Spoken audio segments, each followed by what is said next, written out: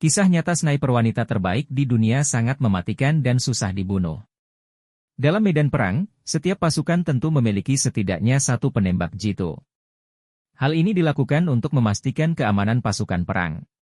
Sang penembak jitu difungsikan sebagai pengawas dalam medan perang, intelijen, dan menjadi orang yang ditakuti akan keterampilannya. Salah satu sniper wanita terbaik di dunia dan paling mematikan yaitu Lyudmila Pavlichenko.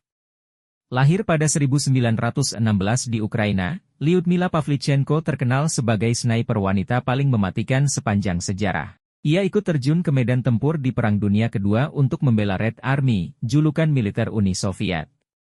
Saking jitunya bidikan Pavlichenko, ia sampai dijuluki Lady Death, Dewi Kematian, dan menjadi momok tersendiri bagi para tentara Jerman. Reputasinya di garis depan medan perang sangat populer, dengan 309 korban tewas yang dikonfirmasi atas namanya. Hebatnya lagi, itu hanya dilakukannya dalam hitungan bulan dan menempatkannya di jajaran penembak jitu terhebat sepanjang masa. Pada awalnya ia bekerja sebagai penggiling di pabrik persenjataan Kiev. Dari sanalah ia tertarik untuk mengembangkan minatnya pada senjata, dan bergabung dengan klub penembak lokal di kotanya. Singkat cerita Pavlichenko lalu mendapat lencana sniper serta sertifikat penembak jitu. Dan saat kuliah di Universitas Kiev ia mengembangkan keterampilannya lagi dengan masuk ke Akademi Sniper. Menurut catatan Sky History, ketika Hitler melancarkan Operasi Barbarossa pada Juni 1941, Pavlichenko yang kala itu berusia 24 tahun berlari ke kantor perekrutan di Odessa, Ukraina. Pavlichenko kemudian terdaftar di Divisi Senapan ke-25 Red Army sebagai sniper. Berangkat dari camp pada malam hari, dia akan menuju posisi terdepan di dekat musuh dan berbaring tak bergerak menunggu kesempatan menembak. Kamu harus mengendalikan diri, punya keinginan kuat, dan daya tahan tinggi untuk berbaring selama 15 jam tanpa bergerak. Beragam tipe musuh sudah dia hadapi termasuk melawan sniper Jerman. Salah satu yang paling dikenangnya adalah duel selama 3 hari yang digambarkannya sebagai salah satu pengalaman paling menegangkan dalam hidupku. Pada akhirnya, musuh Pavlichenko membuat satu gerakan terlalu banyak dan menjadi salah satu dari 36 snipers yang masuk ke daftar korbannya.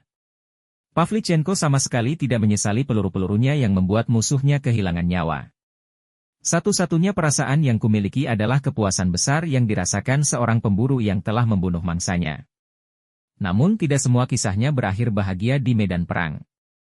Kekasihnya sekarat di pelukannya, dan peristiwa itu tak pernah dilupakannya sampai ia depresi di tahun-tahun berikutnya. Jerman sangat takut pada Lady Death bahkan mereka sampai berusaha menyuapnya.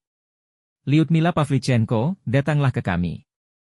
Kami akan memberimu banyak coklat dan menjadikanmu seorang perwira Jerman, kenang Lady Death saat mendengarnya dari pengeras suara.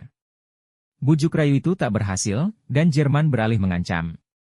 Di hari terakhir Pavlichenko di garis depan Jerman berteriak, kalau kami menangkapmu, kami akan mencabik-cabikmu jadi 309 bagian dan menyebarkannya ke angin.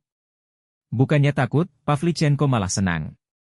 Ia menyadari musuh menghitung jumlah korbannya dengan tepat. Pavlichenko terluka 4 kali dalam pertempuran, dan pecahan peluru di wajahnya pada Juni 1942 menandai akhir masa jayanya di medan perang. Komando tinggi Soviet lalu merasa nyawa Pavlichenko akan terlalu berharga jika terenggut, dan mereka pun memerintahkan evakuasinya dari Sevastopol dengan kapal selam. Setelah sebulan menjalani pemulihan di rumah sakit, Pavlichenko mendapat peran baru. Pada akhir 1942 ia dikirim untuk berkeliling Kanada, Amerika Serikat, AS, dan Inggris Raya. Di negeri Paman Sam, Pavlichenko menjadi warga negara Soviet pertama yang diterima Presiden AS. Franklin D. Roosevelt menyambutnya di Gedung Putih. Lady Death meninggal di usia 58 tahun pada 27 Oktober 1974 di Moskwa karena stroke. Ia juga menderita PTSD, gangguan stres pasca trauma, depresi, dan kecanduan alkohol. Faktor-faktor itu turut berpengaruh ke kematiannya di usia yang belum tergolong tua. Semoga informasi ini menambah pengetahuan Anda tentang sniper.